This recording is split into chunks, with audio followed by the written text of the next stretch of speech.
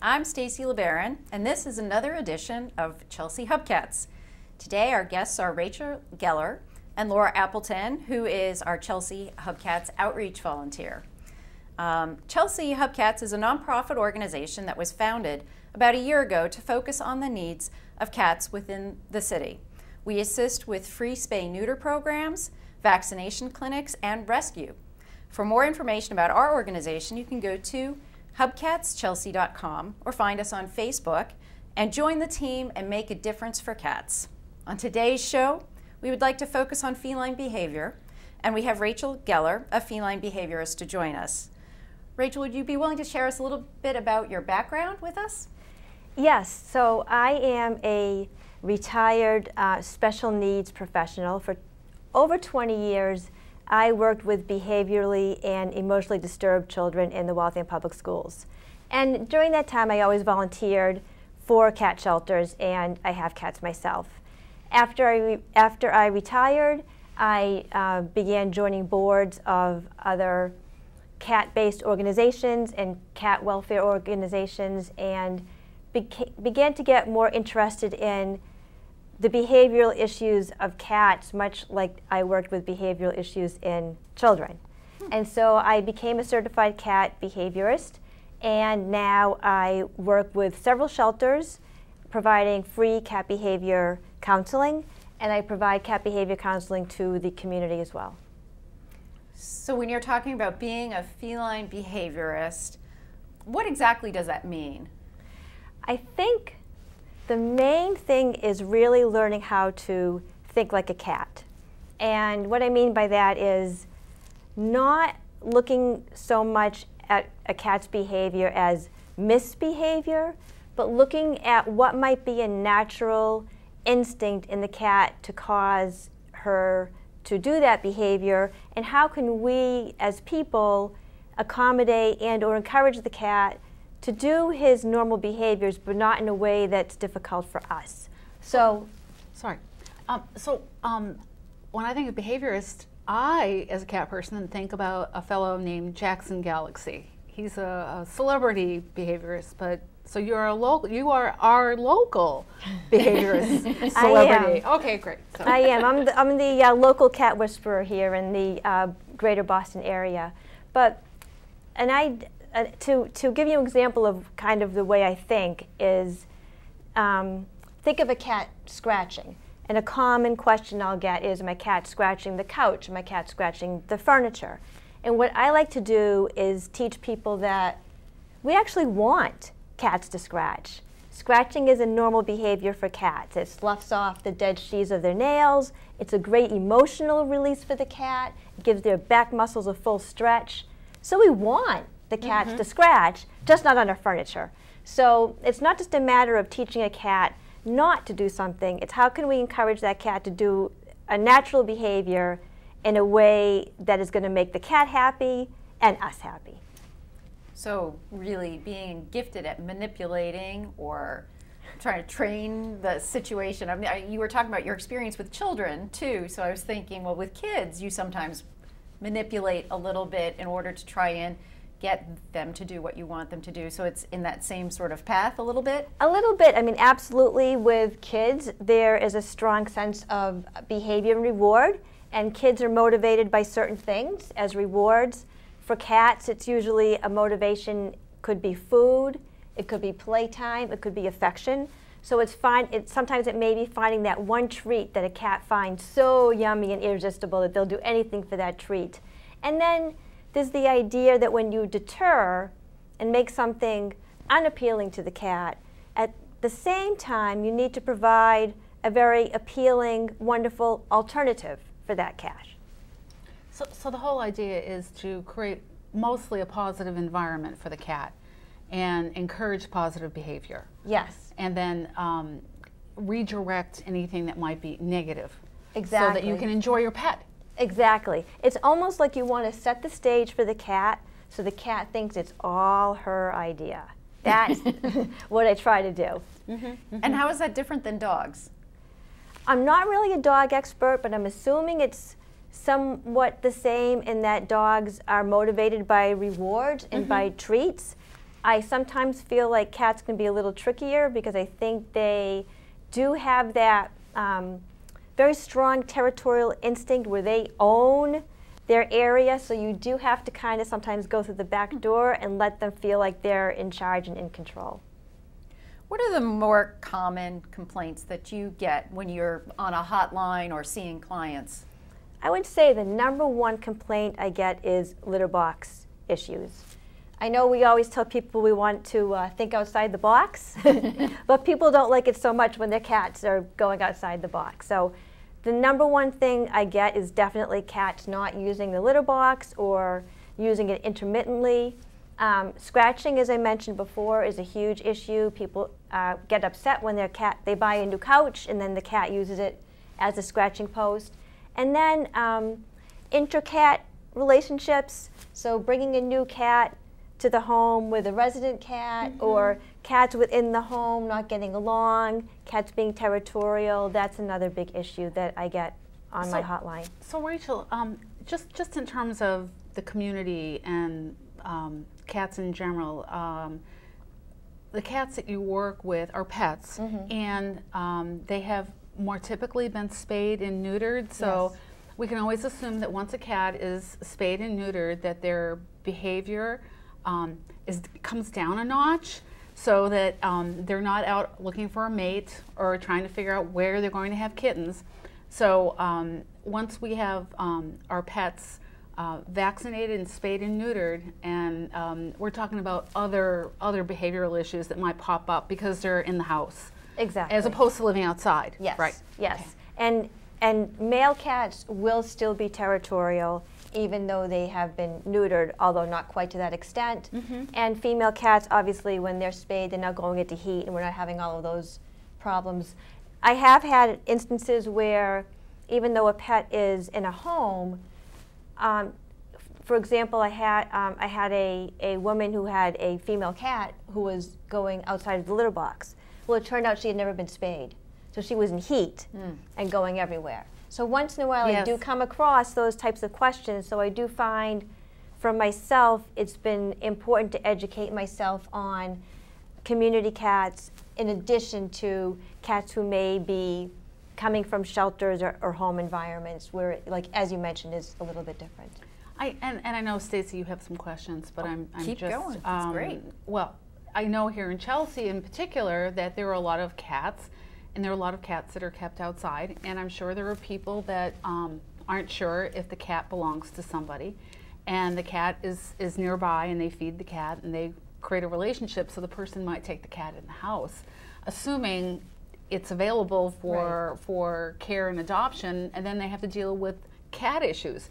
And then they might think, gee, you know, I don't want to deal with these cat issues, so you're going back outside. But somebody with your skill could help them understand better about what it's like to be a cat inside. Yes. So with maybe minor modifications to their schedule and the cat's behavior, they could turn out to be a lovely pet without issues. And I want to jump on something that you said when you mentioned that they may start thinking the cat is too much trouble, so they might put it back out again. This is a huge reason of why I do not charge for my cat behavior services. I don't want there to be any financial barrier preventing somebody from keeping a cat in their home. So your example, that person can call me every day, every week. They can email me whenever they want. I will be there 100%, and I will not charge. The other thing I feel is that part of what I do is I provide empathy and understanding and validation to people's emotions, and I let them know, yeah, cat pee is pretty smelly. We really don't want that in the house. And I really let them know I understand, because ultimately I want them to keep the cat. So kind of a two-pronged thing there, providing the empathy, the understanding, the validation, the concerns are important, and not charging. And I do find that I need to sometimes remind myself not to think the way I would think, because I'm the type of person that if my cat peed a few times on my couch, I would just say it was okay and buy a new couch. But that's not what everybody's going to do. So it's really important to put myself in the client's shoes, look at it from their point of view and from the cat's point of view, and make it work for the client and the cat. And that's great because, you know, I mean, to offer this as a free service, but I mean, yeah, some of the cat behavior can be costly. It could be just, I got a new couch and the cat's using the side of the arm as the scratching post. Now I have to get rid of the couch, or you have to get rid of the couch after a year, and that wasn't the plan when I bought the couch. So the couch becomes an expense related to the cat. Yes. So. And a lot of people just don't understand how that cute little ball of fluff can suddenly cause so many problems. So I try to get in there and be there for that person. And we've already entertained quite a few phone calls from concerned citizens in Chelsea saying, hey, I've been feeding this stray cat in my backyard and I'd like to try and bring the cat in, and now I see you have this free spay-neuter program, but I feel they need a little bit more support than just that, because there's this nice, cute little fuzzy face that's been in the backyard that they've been feeding, and they've developed a relationship, and they want to sort of cross the bridge, but you know, they're not really cat people, not 100%, and they need sort of an introduction to that process. And that is a question I often get, is how to transition cats from the outdoors to the indoors. And I do have a whole program that I work with people on doing that, so feel free to give them my name and number and I will help.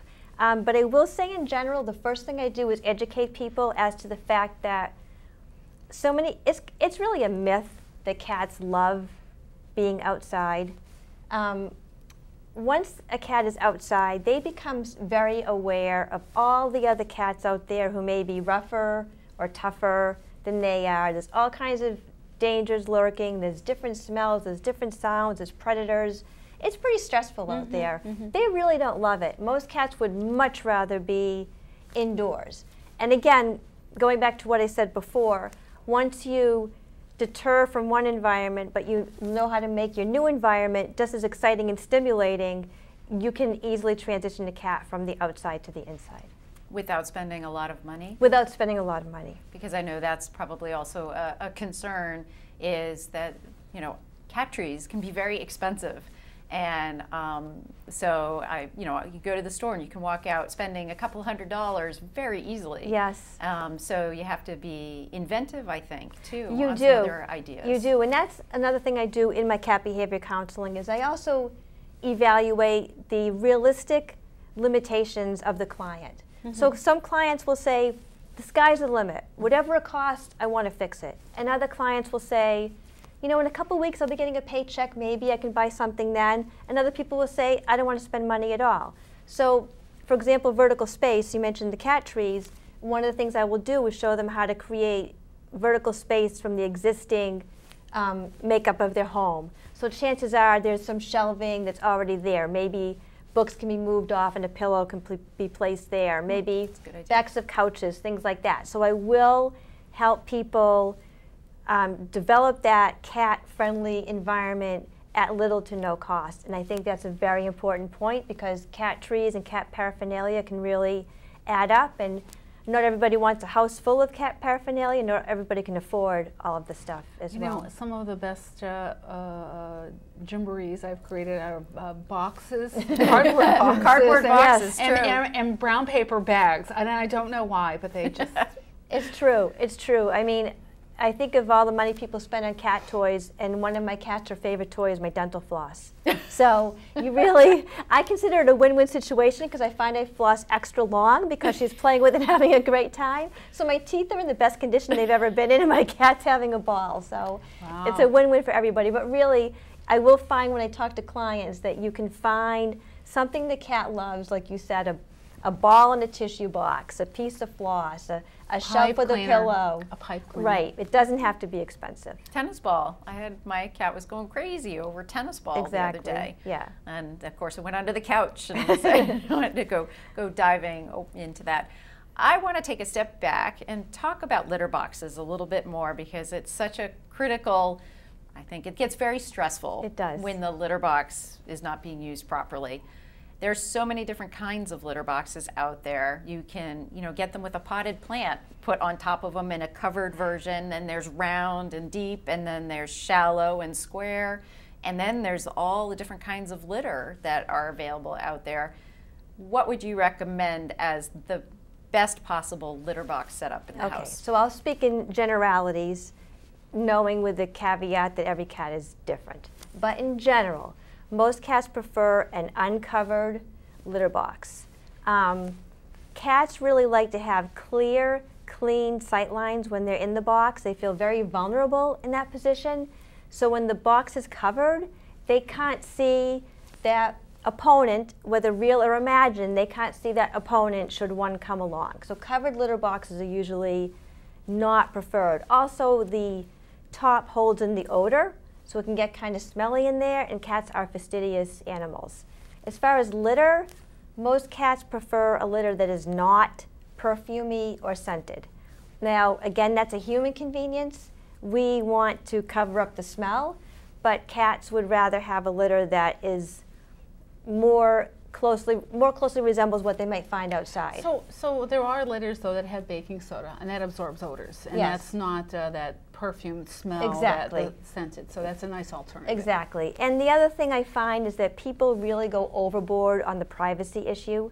Again, they attribute human features to the cat, and I've gone to places where they can't understand why the cat is not using the litter box, and they'll go to a site visit.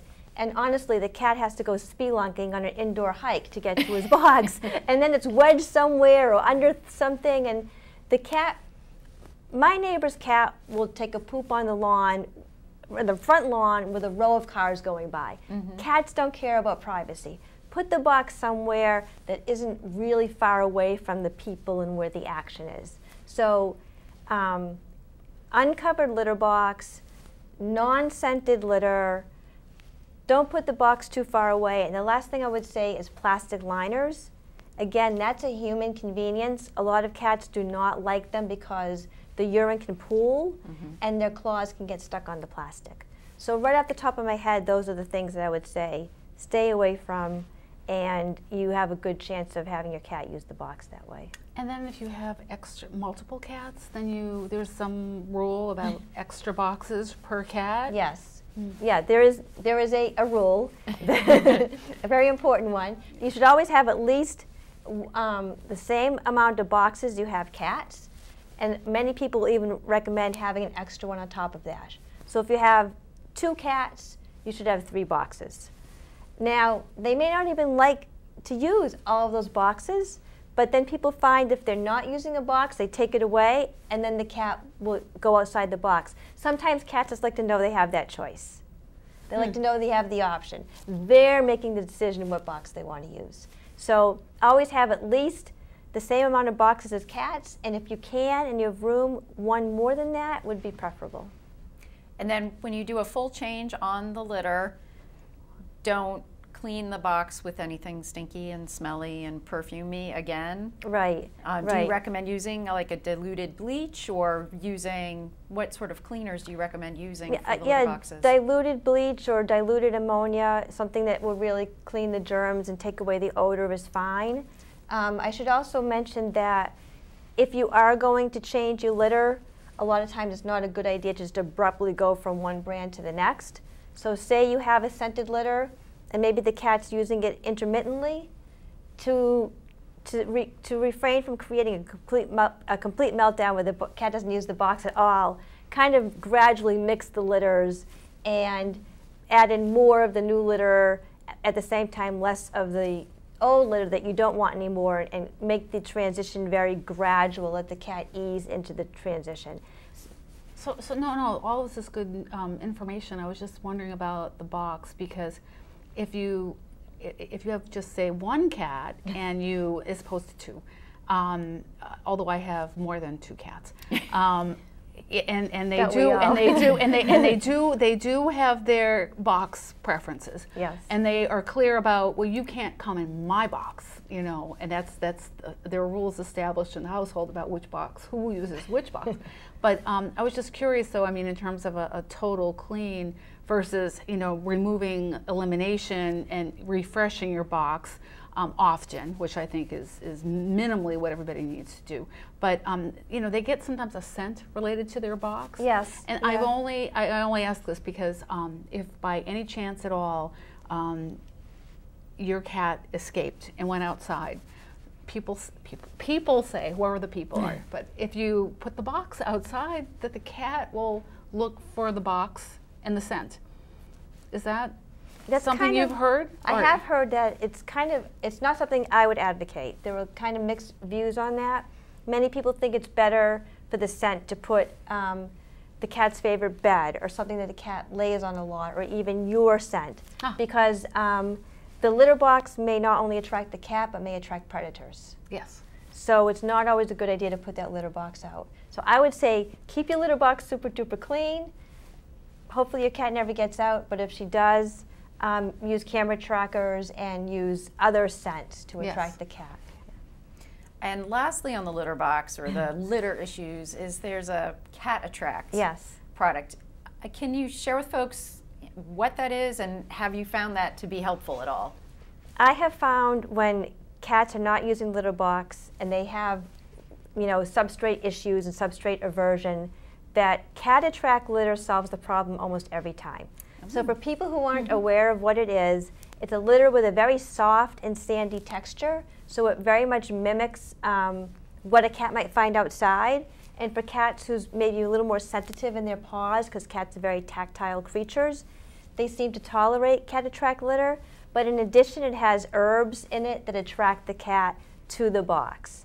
So those traits make that a very popular litter, and I do find that it really helps for some of those stubborn cases. There's no catnip involved here, is there? And talking about scratching, and we were talking a bit about different surfaces. You were talking about vertical surfaces, horizontal surfaces, and I'm also very curious. It amazes me that people still talk about declawing, but cats are still declawed these days. Yeah. And as a behaviorist, I'd love to hear your thoughts on that issue. Well, declawing in and of itself is torture.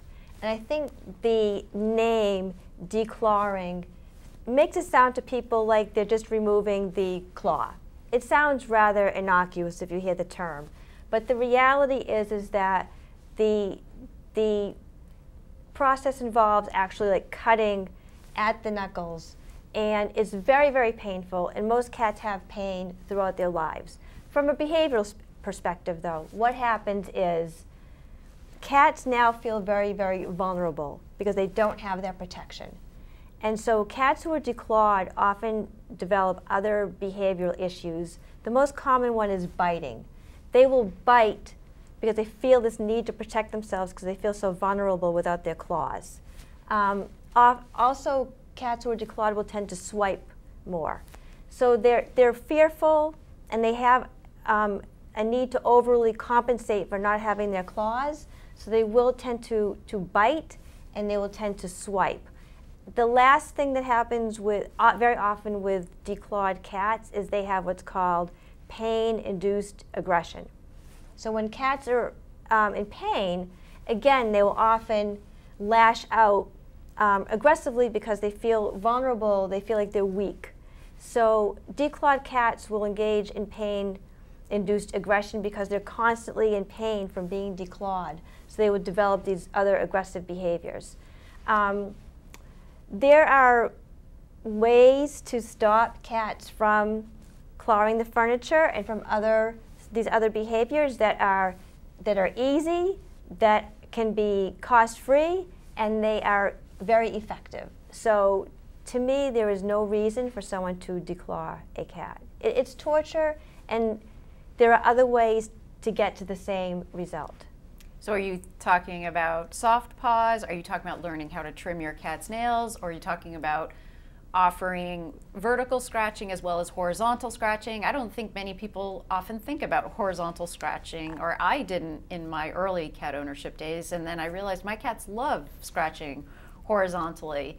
And so are those some of the alternatives that you recommend? Absolutely. I mean, like as I said before, we want the cats to scratch, and that does happen. Somebody will put out a scratching post and the cat doesn't use it, and so then they go declaw the cat.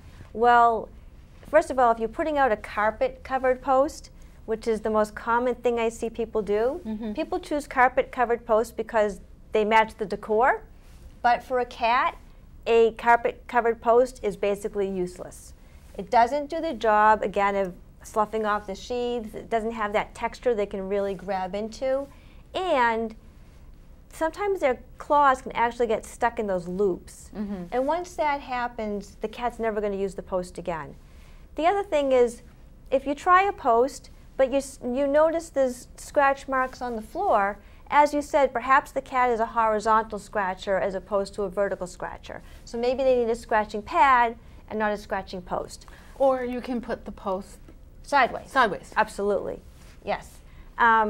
But again, all those other non-surgical options to put the coverings on their claws, that works. And any of these other opportunities to provide the cat an outlet to scratch in the appropriate place will result in the cat not tearing apart your house into tatters and shreds. But we need to provide those opportunities. So instead of the carpet, are you recommending the sisal rope or actual wood? Or both, or either? Sisal wrap posts are excellent, rope wrap posts, and wood is great. Those three would be the textures I would recommend. Carpet is probably the most popular because people go and buy a maroon post because it matches their maroon carpet, and that is useless from a cat's point of view. And then some of the posts aren't even tall enough. If you go into your average pet supply store, I'll see posts that are maybe 1 or 2 feet tall. A scratching post needs to be at least 3 feet tall for the cat to get the stretch and to use the post effectively. So maybe they're buying things that might be designed for a kitten, but they're not thinking about their kitten growing up. Or they're buying things that are kind of designed to not be overly obtrusive in the house or blend in or match, and again, we're not thinking like a cat. So many cats that are indoors, you know, from 8 in the morning till 6 at night while people are commuting to their jobs. If you're a cat home alone, if you're one cat or even two, you know, there's a lot of entertainment time there that needs to happen. What kind of items would you recommend people have in their apartments with their cats to help keep them stimulated during the day? So one thing that I recommend the most is puzzle feeders. So puzzle feeders are items that, as cats play with them, it doles out a treat, but they're set up in such a way that the treat is kind of doled out intermittently. So they have to work and play to get their food. So this simulates a hunt. They need to work, they need to play, they need to chase this toy, and then when they're successful, they have the capture and they have the feast after their hunt. So that's an excellent way to keep a cat occupied during the day. There are many solo activity toys that you can leave out for your cat. Sometimes people find leaving the radio on or the lights on timers kind of make signs of life in your house, and that helps the cat not feel so alone. But I think another piece to your question is kind of the cat's lives versus our lives. So they're home all day napping, and we're out working, and as we get home and we're winding down, your cat is just revving up. So we want to relax, and the cat wants to be stimulated and play. And the only stimulation the cat might get is you petting the cat on your lap, which is great, but he has this desire to be stimulated and to play. So I really suggest to people that when they get home from work, they engage in a very robust interactive play session with their cat, and then do that again right before bed. And then this also helps your cat get into a pattern. He knows he's going to be getting this interactive play and stimulation when you get home and before bed, and that helps too. Cats are creatures of habit. They like schedules. Cats would be happiest if we did things exactly the same way every single day and never changed. So they do learn, and if they know they're going to be getting that stimulation, it works out very, very well. Yeah, they don't know the difference between Wednesday and Saturday when you want to sleep in Exactly. on Saturday morning. Exactly. My cat Hooch will be sitting right there looking at me at 6 a.m. in the morning just saying, hey, time for breakfast, you know, Yes. Even just if it like is it's a Sunday. weekday. Right. Yes, yeah. Cats like their schedule is very defined, and they like things to happen at the same time in the same place every day. Do you have any thoughts about, you know, when you have a cat in the household and you have, in addition to work, you may have children? In terms of anything special that you might need to take into consideration in terms of having a small child and a cat, or?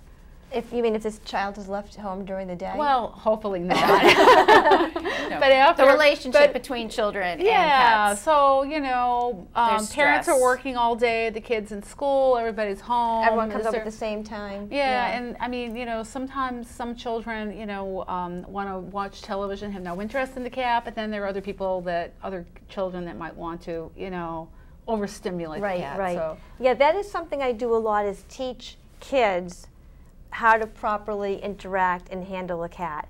I mean, a lot of kids, especially younger kids, think that a tail is there for them to pull or to play with, and they're not doing it maliciously. They just see something moving and they grab it. So teaching kids proper cat handling skills is very, very important.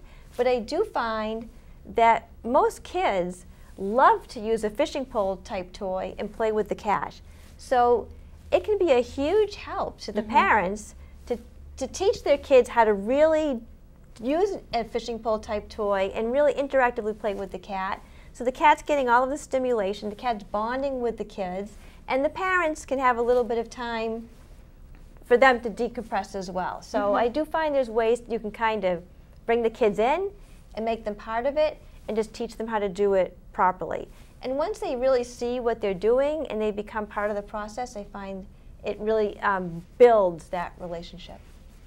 Yeah, that's a good question. When my daughter was a toddler, I will say that at 7 o'clock at night, I did separate her from my cats, and because I needed to have her go into her routine about getting ready to go to bed, and I think the cats needed the break. They were tired at that point in time, and one of my cats I also had a lot of foster cats at that time too. So there was a lot of multiple stimulation going on, and she'd started pulling her fur out.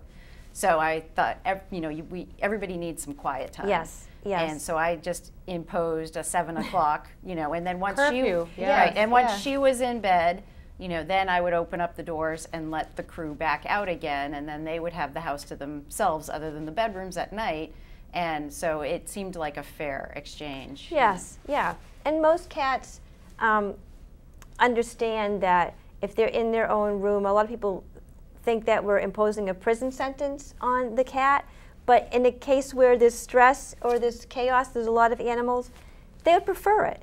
They would rather be in a closed, quiet, safe place, right? Yeah, right. Yeah, no, I would agree with that.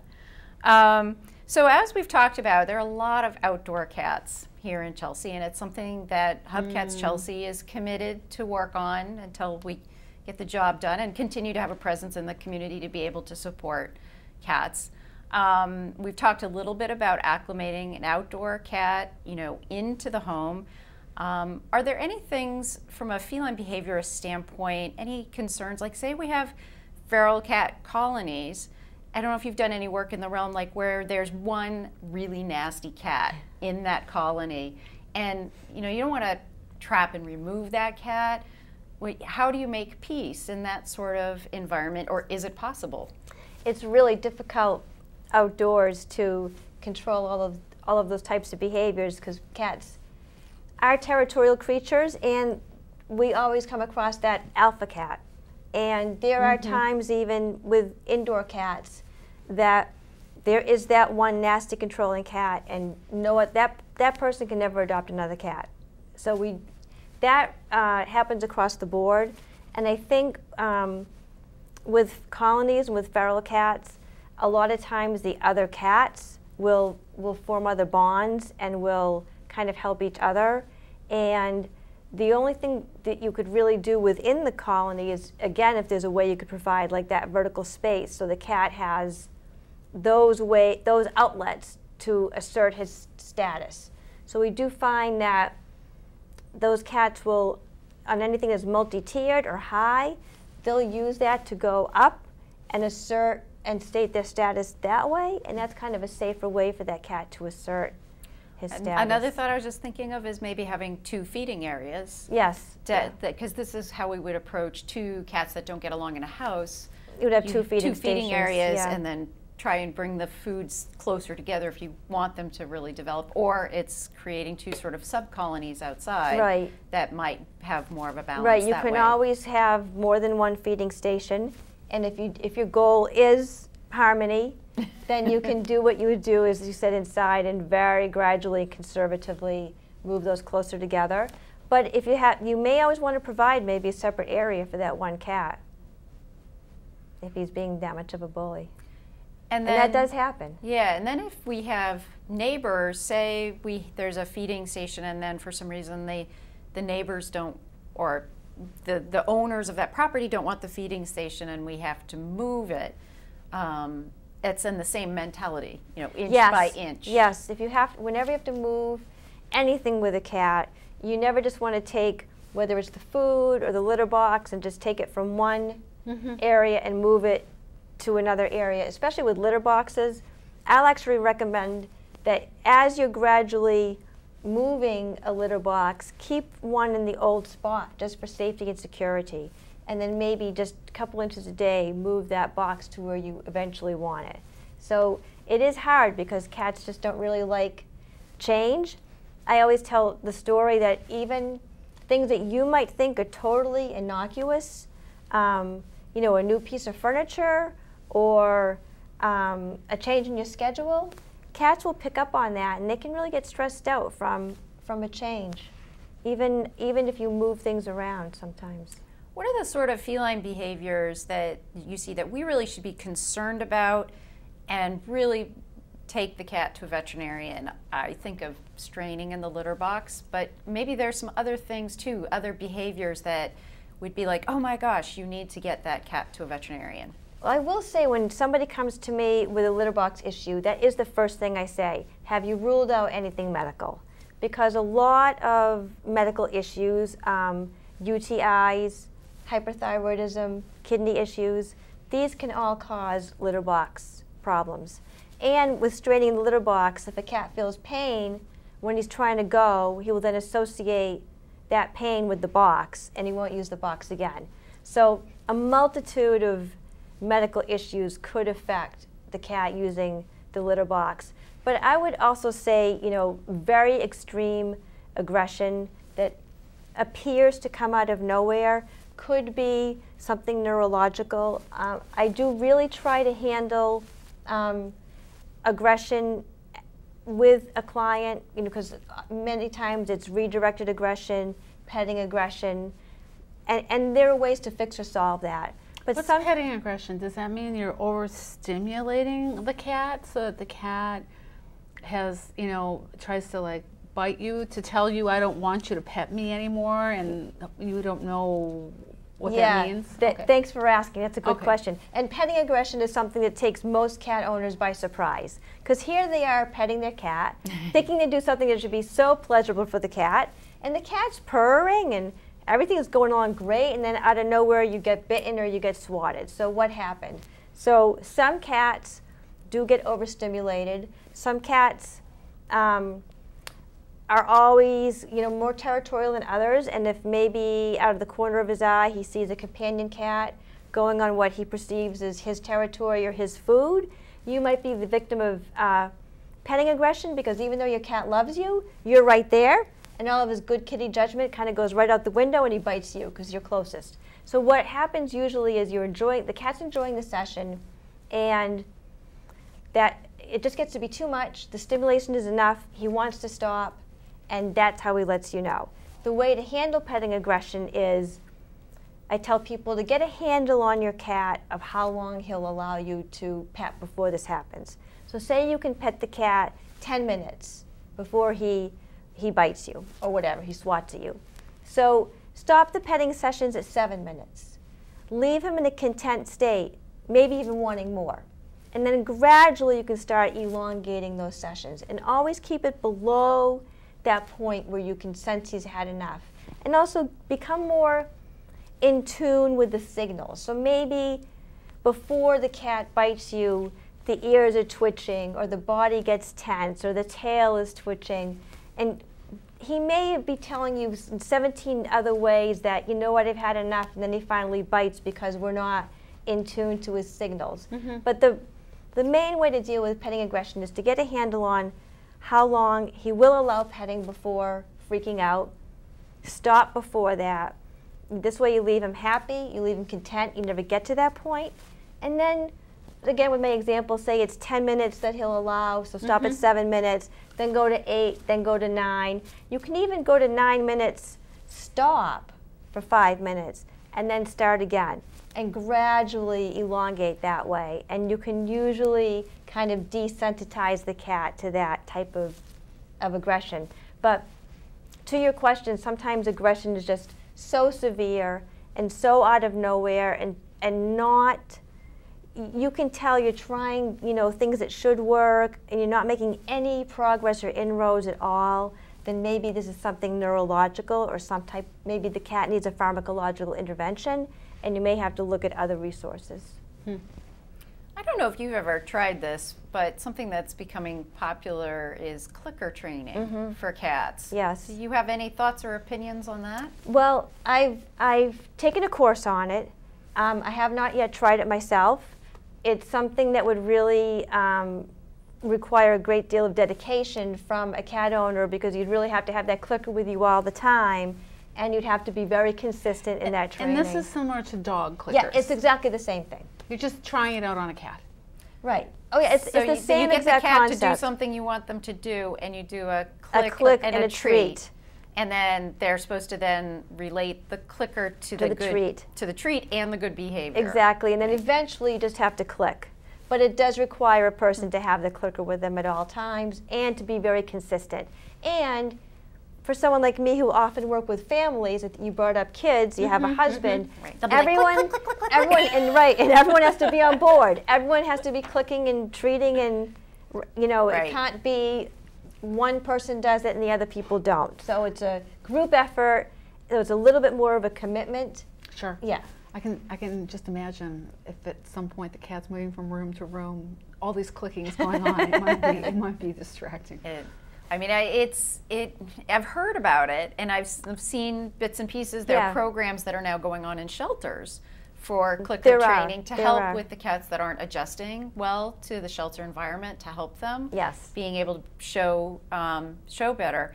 But it still is a bit baffling from the catitude mentality that I have in my head, where I cannot imagine some of my cats, going that route. I maybe can imagine some of my cats, the dog-like ones, maybe would appreciate something like that. Yes, certain cats would probably do respond to it. But like I said, it's definitely more of a dedicated, global commitment to do that type of training. I mean, just in terms of, just because we brought up dogs, I mean, cats are equally as intelligent as dogs. They just might choose to respond to something differently than a dog would. I mean, I don't know if this is true, but I've been reading that the intelligence plateau for cats and dogs alike is around 2 years old, equivalent to a 2-year-old. So they're both different animals, but if they both mentally think the same way, even though we don't know that, yeah, sure, why not try? So I think that my cats are always in the terrible twos. Yeah, yeah. If you've had kids, that's one way of looking at it. Yes. I'll tell them that when they wake me up at 6 o'clock in the morning on a Saturday morning. There you go. Well, Rachel just brought up the idea, though, that a lot of people do project onto their animals, and I'm thinking, if when your cat is misbehaving sometimes, if you just remember that they're just acting out another one of their terrible twos events, then maybe you can overlook it. Yeah. Right. Well, there were so many people who think that if a cat goes outside of the box, like they're trying to teach them a lesson or some type of a revenge pee, and cats just don't really think that way. If they don't use the box, something or someone is preventing them from using that box. And it's my job to do a little detective work and figure out what that is. But it's definitely not because the cat wants revenge on you, so she's going to pee on your bed. So before we turn into our current events with Chelsea Hubcats, Rachel, any final thoughts for anybody who might be having any issues with their cats behaviorally? Well, I would like to let people know that I am available for free cat behavior counseling. And are you going to be giving my email, or would you like me to? You can share it right now Okay. on the air, and we'll put it on the credits at the end. Great. And would we also make it available on our website? Yep, we most certainly can do that. Okay, so my email will be on the website and on the credits, but for right now my email is drrachelgeller@gmail.com, and that's drrachelgeller@gmail.com.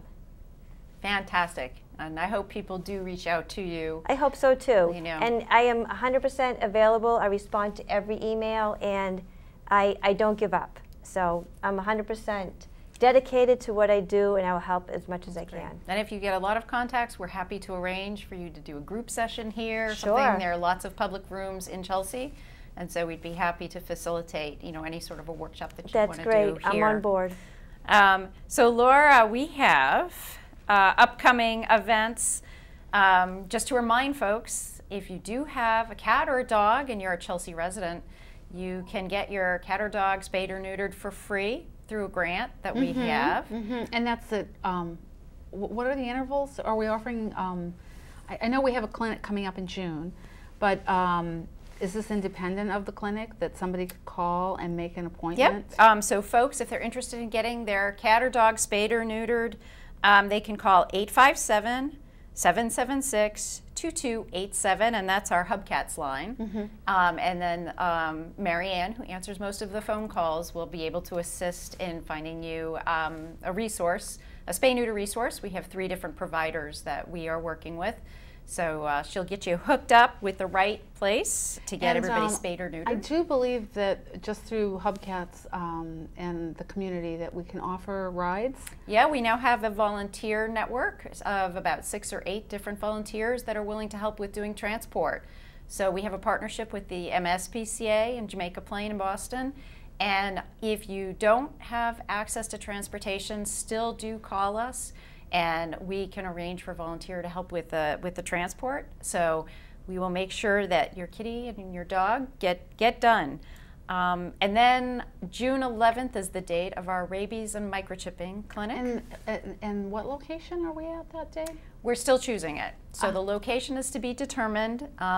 We are having a meeting later, so but on June 11th, save the date, and we'll make sure we get the details out. Be on the lookout for the details of the location, and that's going to be free rabies vaccinations and free microchipping for dogs and for cats. We're going to have a second vaccination and microchipping clinic in September. So if you miss June, no worries, but we hope everybody comes to June, and that will be fun and great, and we'll make sure we get all those details together for everybody. And every Tuesday, the first Tuesday of every month, we meet typically at the police station in the community room. We have our monthly meeting of Chelsea Hubcats, and like to invite anybody who's interested to come and stop by and find out what we're doing and volunteer. Yep, that's right. It's at 6:30, and we always need lots of volunteers. We have a lot of work to do. Since January, we've assisted 65 cats, and I think over 25 dogs at this point in time with free spay and neuter. And our goal is to assist over 200 cats in the course of the year. And then our vaccination clinics, we're hoping to get 300 animals at the 2 clinics. So we really want to make a serious impact, in Chelsea. With that, we're entering into kitten season. We didn't touch on kittens too much. We didn't. You'll have to have me back again. I will have to. We'll talk about kittens and some of the things. My daughter is fostering a kitten right now, and I kept reminding her, did you get the right type of litter? Did you make sure she can get into the litter box okay, and all that stuff? But we need kitten supplies. So KMR, baby food without garlic and onion. Kitten wet food, kitten dry food. Sorry, do they make baby food They, with some of garlic them and have onion? garlic and onion in them. I mean, I'm yeah. thinking about the chicken and the turkey. Well, like rice. if you do like bland. chicken and peas. Stay away from the stews. Yeah, the stews. Yeah. So it's just plain old turkey, the little jars. Oh, right. It'd be strained, so it'd be like for like a 1-year-old as opposed Yeah, I think to it's an called older. second generation or something like that. Yeah. And I don't even have children, but I know these things because I have cats. and I bought more baby food when I was fostering cats and kittens than any other time. But like Laura mentioned, volunteers, we really need help. We need help with fundraising. We plan to be here forever helping the cats in Chelsea. My motto is no cat left behind in Chelsea. And so, but I want to thank both of you for coming and sharing with us this afternoon. It's been great catching up with you. It's great to see you. We spoke on the phone about a month and a half ago or so, and so it's great to meet you in person. So thank you for that. Laura, as always, thank you for organizing this event, putting it together, being our outreach coordinator, so appreciate that. To find out more about Hubcats Chelsea, please go to our website at hubcatschelsea.com or call 857-776-2287. You can always check us out on Facebook, and I believe we are also on Twitter. Thank you again for tuning in, and we will see you again in the future. And as I said before, see you next time. And there'll be no cat left behind in Chelsea. Take care.